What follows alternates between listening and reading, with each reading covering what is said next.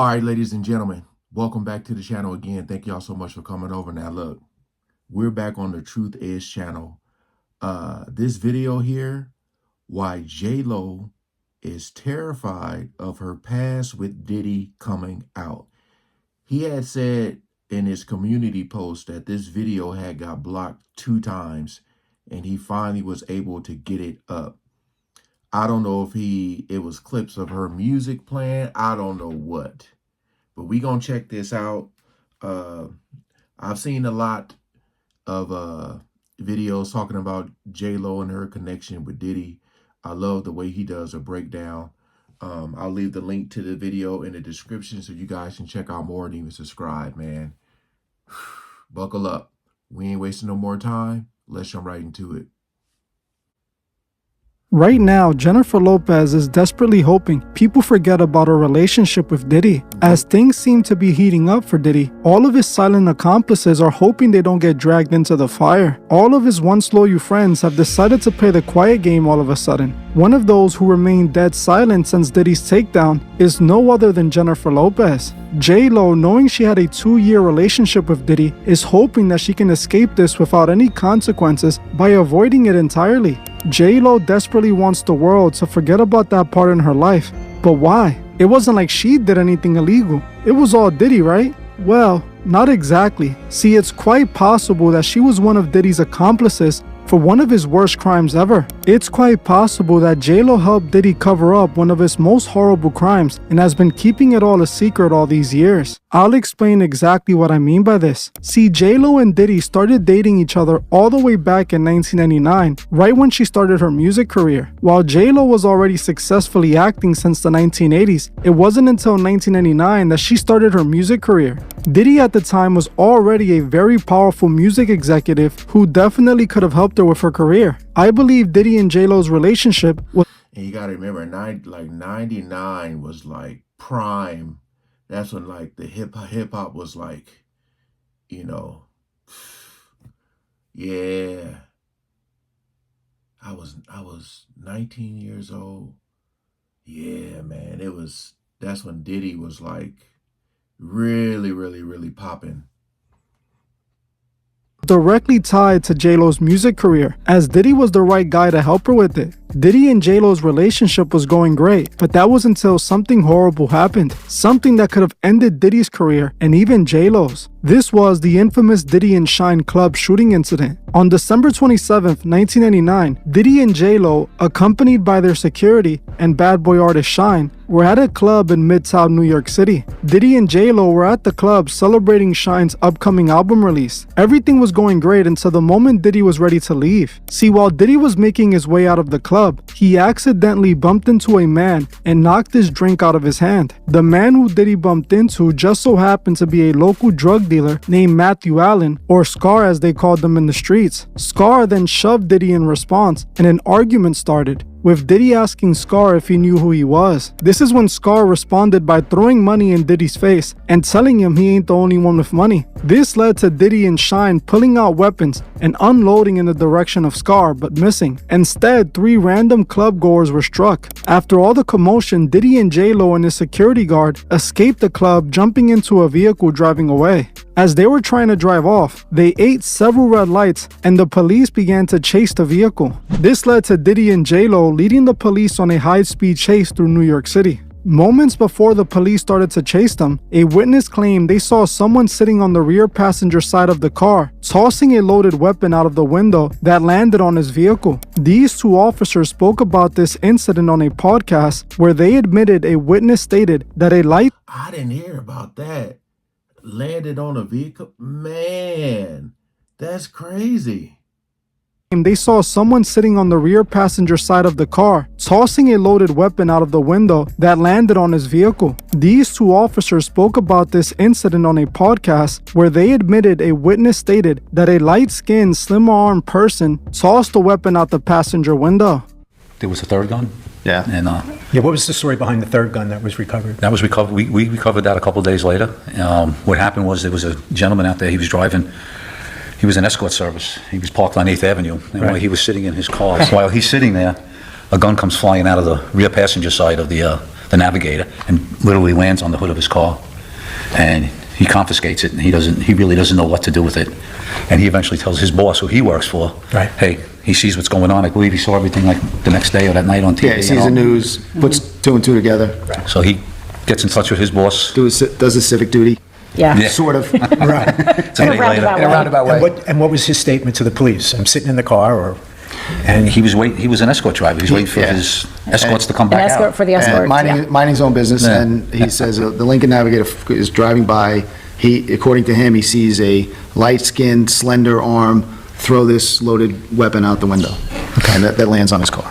okay. From the rear passenger side. As you heard for yourself, the police claim that a witness called the police, giving them this weapon and testifying that a light-skinned, slimmer arm threw the weapon out the window. Now, considering that it was only Diddy, J-Lo, and the driver in the car, we must assume the light-skinned, slimmer arm had to belong to Jennifer Lopez. After dumping the weapon and trying to flee, the police were finally able to pull the vehicle over, searching the car and finding a stolen loaded weapon in the car. This led the police officer to arrest everyone in the car, taking Diddy and J-Lo to jail. While at the jail, it's reported that J-Lo was panicking, bursting out in tears and sobbing, I heard while about Diddy that. was trying to convince his bodyguard to take the weapon charge for him in exchange for a diamond ring he had on. Eventually, Diddy and J-Lo were released, and J-Lo would go on to be dropped from the investigation, but Diddy and Shine would end up going to trial. The case ended with Diddy being acquitted of all charges, while Shine was charged and served 9 years in prison. This was rather strange, since one of the victims and key witnesses,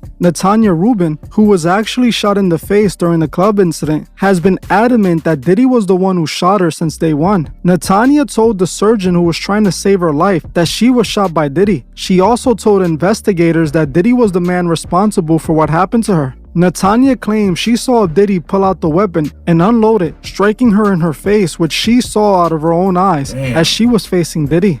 Puffy said, that's why I shot up the club in New York back in 1999 and let Shine take the fall for it. Let me tell you why that's of utmost importance to me. Because I am the woman who shot in the face in that 1999, December 27th, 1999, Club New York.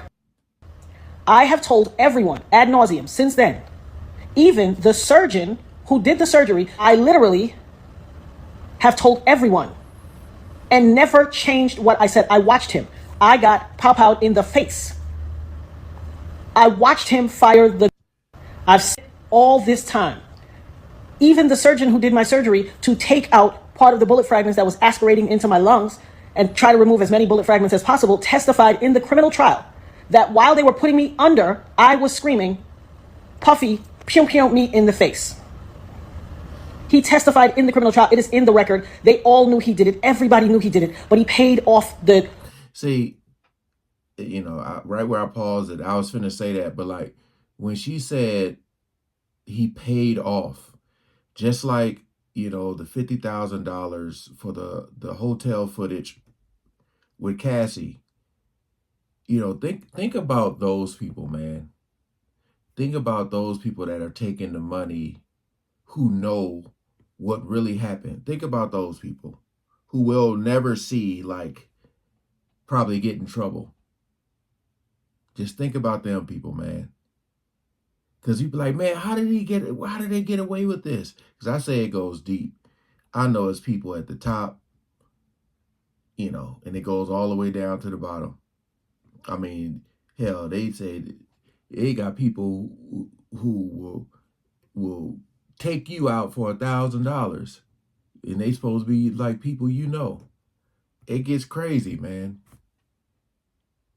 club bouncer named Sharice and all these other people and the club owners with their video to hide the video. That's his MO. I told everybody. As you heard for yourself, Natanya stated she saw Diddy do it since day one, but it didn't matter. Diddy and J-Lo both managed to escape all criminal charges, even when their involvement was pretty obvious. Now, what the police officer stated about a slim, light-skinned arm dumping the weapon is very important and serious. As like I mentioned, the only person in that vehicle at that moment that matches that description was J-Lo. It appears that J-Lo tried getting rid of evidence for Diddy, which would make her an accomplice to the club incident. This would explain why she was so scared crying in the jail cell. She most likely thought they were going to charge her with discarding evidence. Ever since that situation happened, J-Lo began distancing herself from Diddy. They dated for a bit longer, but it wasn't like before. No public appearances or anything like that. It was pretty obvious that they were done with each other way before they officially announced they broke up. I believe this was J-Lo trying to protect herself from the situation. She was hoping she could get past it without going down for it. This is why right now, while Diddy is being investigated, J-Lo is straight up panicking. She's afraid that they would reopen the club shooting investigation where so much was covered up. She knows that if they do that and look into her possible involvement, things can end up badly for her.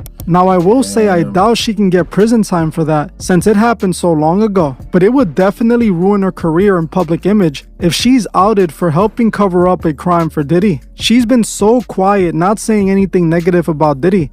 Would it though? Because like it just seems like a lot of people are still like I look at people like R. Kelly, people still listening to his music, partying and all that. You know, and if you really listen to the songs, I said before, a lot of them are telling on themselves in the song. So, I mean, just think about all the people who have done like terrible things, and you know, people are still rocking with them. You know, they are. I don't know. And that's because she knows she played a part in his crimes too. Now, this club shooting incident isn't the only thing J-Lo was involved in. According to one of Diddy's court witnesses, he claims to have the Diddy freak-off tapes, claiming he allegedly saw J-Lo in one of the freak-off tapes using an adult toy on herself while being filmed. This witness recently was forced to hand over this evidence to authorities. I seen J-Lo jab herself with a or some type of object. I seen As you heard for yourself, Courtney claims he saw J-Lo in these freak-off tapes. Now, this means that not only J-Lo was involved in the club shooting incident, but also with the Diddy freak-off parties. This proves that she knew about many of Diddy's crimes but did nothing about it, choosing instead to attempt to erase her time with Diddy.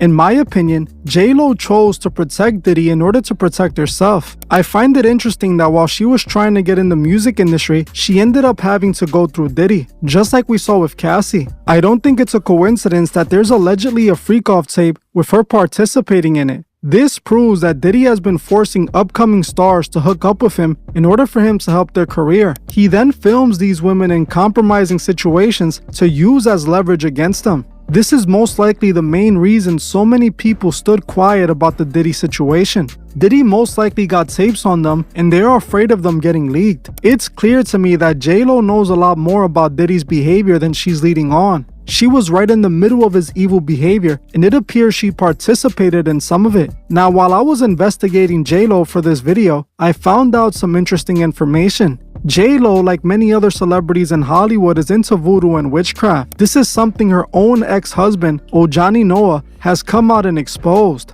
Jennifer was married to Ojani back in 1998, right before she was with Diddy. Ojani even claims that Jennifer cheated on him with Diddy. More importantly, Ojani exposed something about Jennifer that most people don't know, that she's into black magic and witchcraft. According to like is that they talked about her. Oh, so he's talking about her. They said Beyonce, Erykah Badu. That like golly, man. I know. That's why I keep saying it's a lot darker than what we think. Jeez.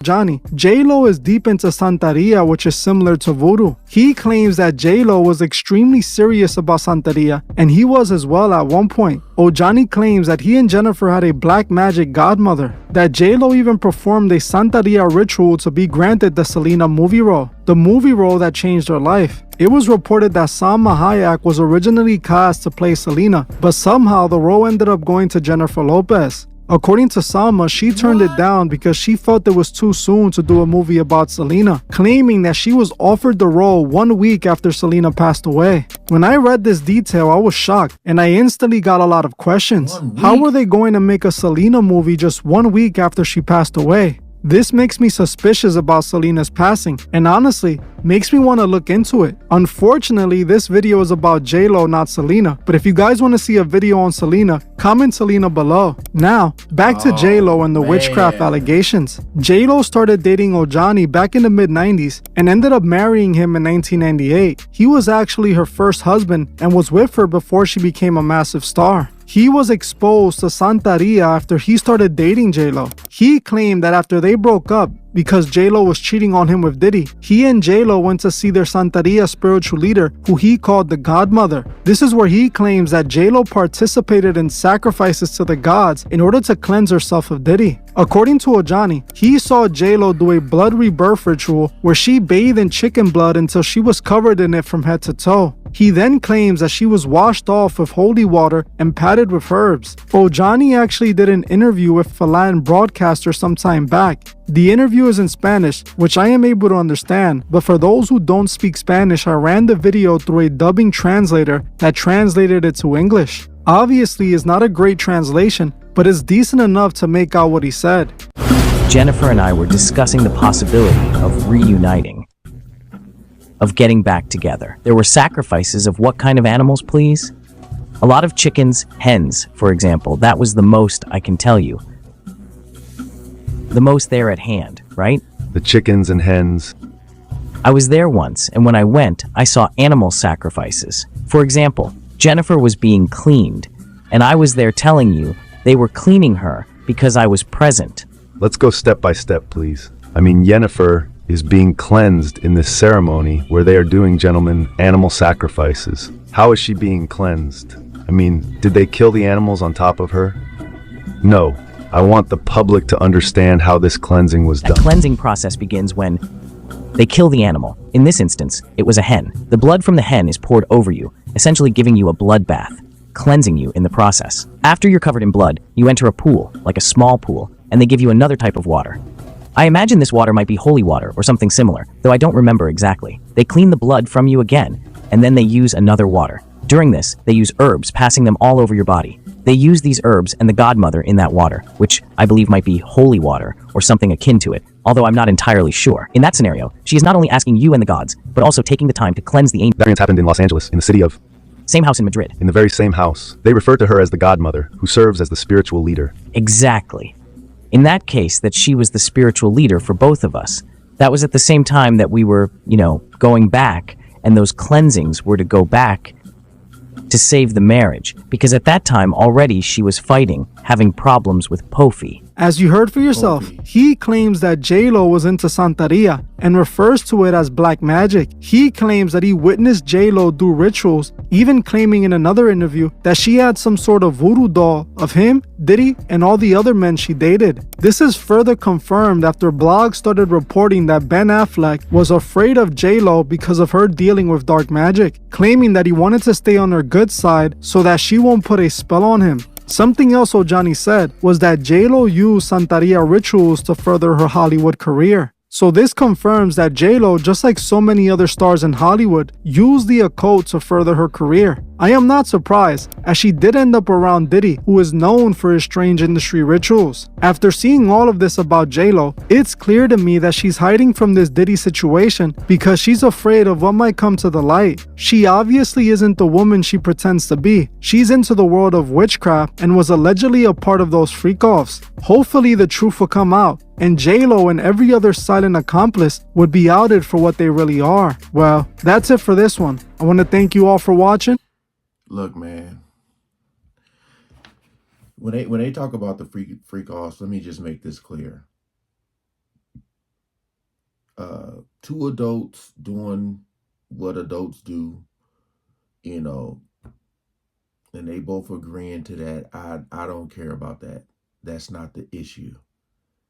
I mean, if she's being taped and don't know she's being taped, that's another thing as well.